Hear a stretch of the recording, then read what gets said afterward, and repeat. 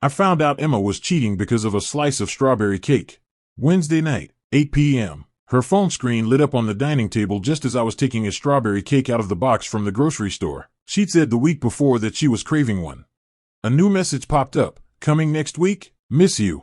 The sender's name was Benjamin. His profile photo was a silhouette of a man holding a surfboard. Emma was in the living room watering the plants. The watering can hung midair for a second. She walked over, picked up her phone, and started typing quickly. There was the slightest curve at the corner of her mouth. Who is it? I asked. A coworker, she said, placing the phone face down on the table, asking about materials for tomorrow's meeting. She set the watering can by the sink. On her way back, she glanced at me. Her eyes were empty, the way you look at a piece of furniture. We ate the cake without talking. Emma and I had been married 6 years. Over the past 2, she had grown very quiet. No arguments, no complaints. She never asked about my overtime anymore. She was like a TV on mute, images moving, no sound. Last month I got promoted. When I told her, she was painting her nails. That's nice, she said, eyes fixed on her fingers. I won't be home for dinner tonight. Yoga class. The polish was a color I'd never seen on her before, dark red. On Friday she said she had to work late. At 9 p.m., I happened to pass the Italian restaurant she liked. Through the window, I saw her dark red nails resting on the table. Another hand was covering hers, a man's hand. I stood outside the window for 10 seconds, then I went home.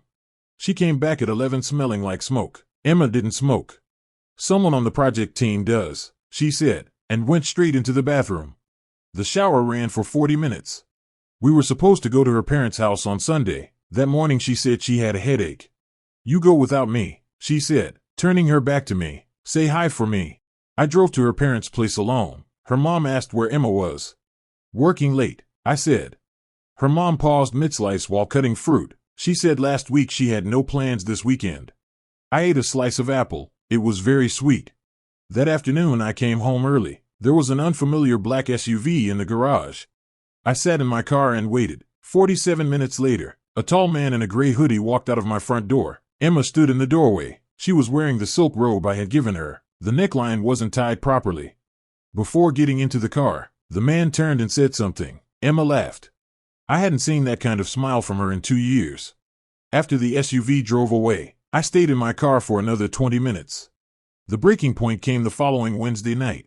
Emma had promised we'd visit my mother at 7. At 6:30 she called. There's a system failure at work, she said. I have to go back and deal with it. Didn't you say last week you switched departments and weren't handling systems anymore? I asked. There was a 2-second silence on the line. I'm just helping out temporarily. I'll try to come as soon as I can. She didn't come. She didn't call again either. I stayed at my mother's until 9. She asked 3 times whether Emma had been too tired lately. I got home at 10. Emma was already there, showered, hair still wet. Did you fix it? I asked. What? The system failure. Oh, yeah, it's fixed. She picked up the TV remote. I walked over and picked up the phone she'd left on the coffee table. The screen lit up, asking for a password. Give it to me, she said, her voice tight. What's the password?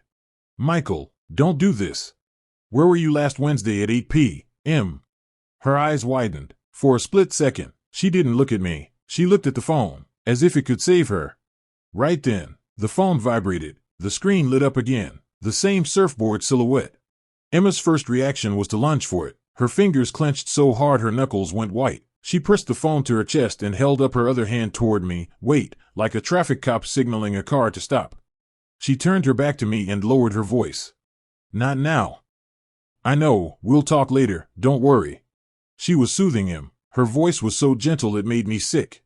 The call lasted about 20 seconds. After she hung up, she took a deep breath and turned around, an explanation already arranged on her face. Too late. I had seen the order of things. It's a coworker, she said. There's an urgent issue with the project. I said nothing. You can check the call log if you don't believe me. No need, I said. That night we slept in the same bed with the distance of one person between us. I knew she wasn't asleep. At 3 a.m., her phone buzzed once on the nightstand. Very short, probably a text.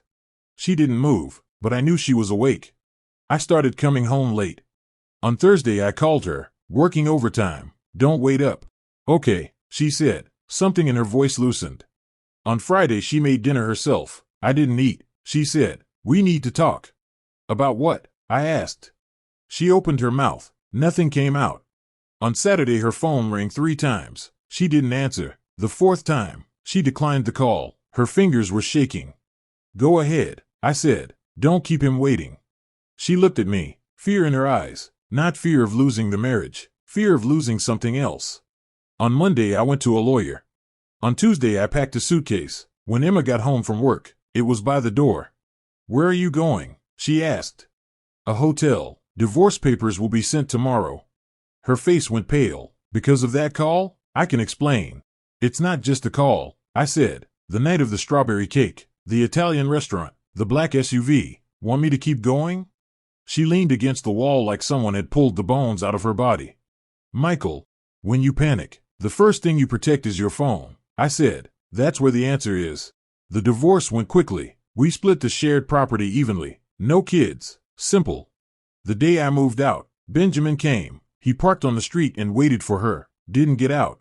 As Emma carried a box toward the SUV, she looked back at me. I didn't wave. Later I heard they didn't work out either. A friend said Benjamin couldn't handle the pressure. After her divorce, he grew distant. Last month I ran into her at the supermarket. She was alone. There wasn't much in her cart. We nodded. As we passed each other, she said, "I'm sorry." "It's okay," I said. It was the truth. It was already okay. Yesterday, while sorting through old things, I found our wedding video. The disc was a little scratched. On the screen, Emma was smiling, wearing a white dress and holding a bouquet. When the officiant asked if she was willing to marry me, she answered quickly, "I do." Her voice was clear and bright. I turned off the player, snapped the disc in half. As I threw it in the trash, I suddenly understood something. The clearest sign of cheating is never the lie you tell. It's who you instinctively protect when you panic. That night, she protected her phone. And I was standing right in front of her.